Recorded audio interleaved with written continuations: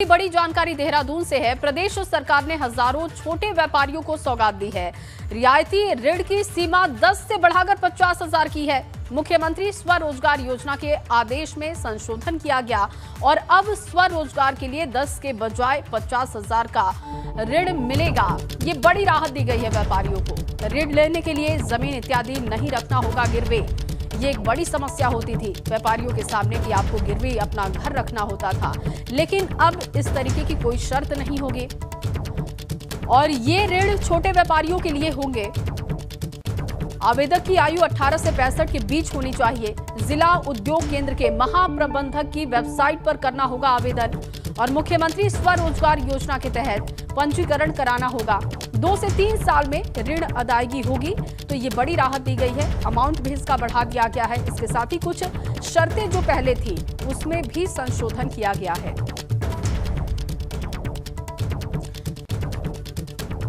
Bureau chief Ajit Rathi इस वक्त हमारे साथ जुड़ चुके हैं। अजीत जी, कैसे आप इसे देखते हैं, क्योंकि व्यापारियों के लिए जो सबसे बड़ी समस्या थी कि ऋण मिलना आसान नहीं था। अगर आपको ऋण मिल भी जाता है तो फिर आपको अपना घर या कोई भी कीमती चीज गिरवी पर रखनी होती थी। कैसे इस पूरे नियम में संशोधन किया गया है, विस्तार से जानकारी दीजिएगा।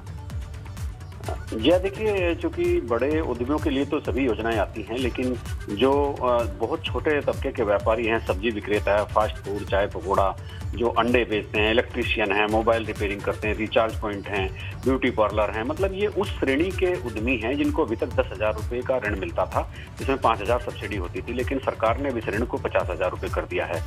और मशीन रिपेयरिंग और इसके अलावा भी मतलब जैसे कार वॉशिंग, क्लीनिंग, ट्यूबर, ये सब इस तरह के उद्योग हैं जिनसे एक बहुत बड़ा तबका जुड़ा हुआ है और सबकी इनको जरूरत भी होती है। तो मुख्यमंत्री ने ये एक बड़ा फैसला इन छोटे व्यापारियों को ले लिया है। पुष्कर धामी ने छोटे कामकाज करने वाले व्यापारियों को राज्य सरकार की तरफ से एक बड़ी सौगात दी है और मुख्यमंत्री स्वरोजगार योजना अति सूक्ष्म उद्यम जो एक शासनादेश था उसमें संशोधन करते हुए ये सीमा बढ़ाकर 50,000 रुपये कर दी है।